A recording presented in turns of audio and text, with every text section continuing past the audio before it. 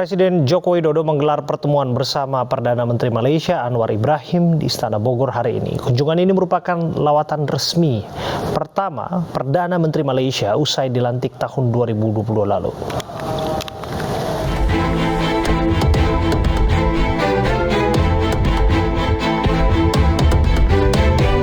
Pertemuan empat mata Presiden Joko Widodo bersama Perdana Menteri Malaysia Anwar Ibrahim berlangsung pada pukul 10 pagi hari tadi di Istana Bogor. Kedua pemimpin negara akan meninjau kemajuan kerjasama bilateral, menjajaki kerjasama baru, dan promosi upaya bersama mengatasi tantangan regional dan global.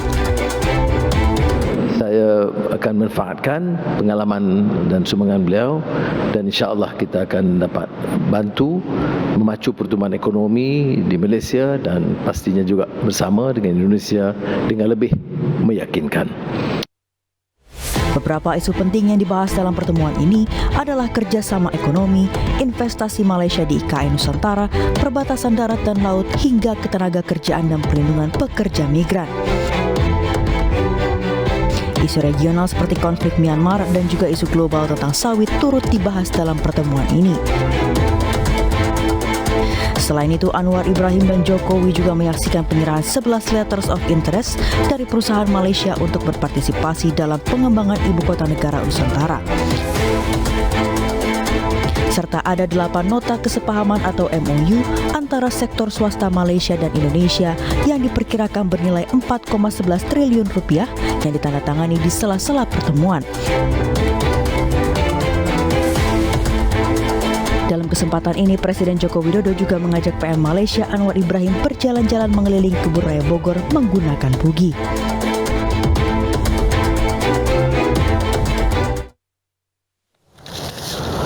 Tahun ini pemerintah Arab Saudi meniadakan batasan usia bagi jemaah haji. Selain itu, Indonesia juga mendapatkan tambahan kuota jemaah haji. Setelah sebelumnya pemerintah Arab Saudi membatasi usia jemaah haji yaitu di bawah 65 tahun, mulai tahun ini pembatasan ditiadakan. Artinya jemaah usia 65 tahun ke atas dapat berangkat haji tahun ini.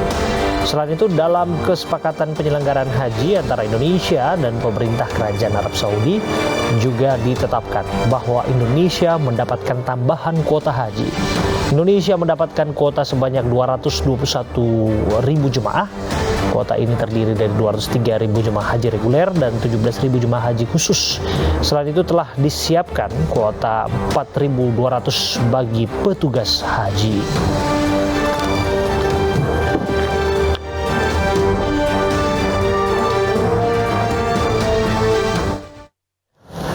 Dana haji yang dikelola oleh Badan Pengelola Keuangan Haji (BPKH) sempat diduga memunculkan celah untuk korupsi.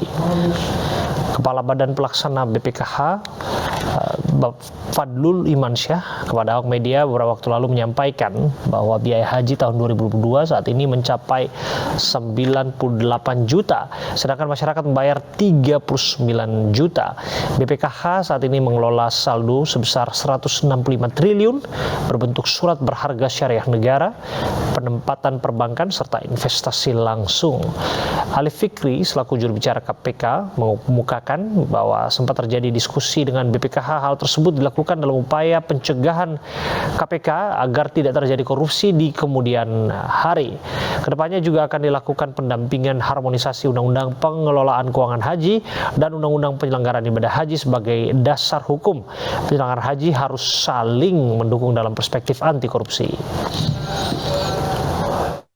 Saya kira mereka sudah dijelaskan ya, ketika kemudian pengelolaannya yang berupa kemudian diinvestasikan di beberapa hal dan itu menjadi kewenangan dari BPKH, saya kira ya, maka kemudian potensi-potensi celah tindak pidana korupsi dari kegiatan investasi tadi itulah yang kemudian KPK berperan begitu kan untuk mencegah di awal agar dana yang begitu besar tadi itu tidak kemudian terjadi korupsi nantinya gitu ya, karena kan sudah dijelaskan ya, saya kira nanti di tahun 2026 tahun 2027 dan seterusnya yang kemarin sudah disampaikan itu agar celah-celah itu bisa tertutup begitu dalam pelaksanaan ibadah haji tadi itu berupa dana yang dikumpulkan dari masyarakat begitu.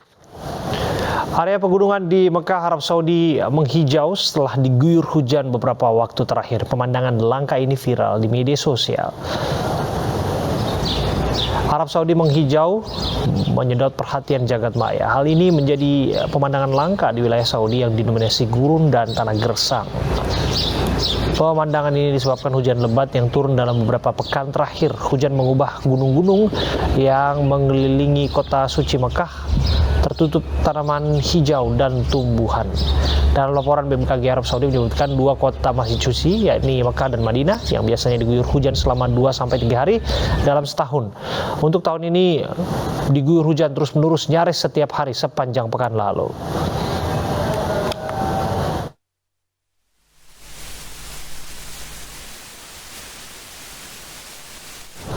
Pemirsa, tetaplah bersama kami, News Prime masih akan kembali untuk Anda.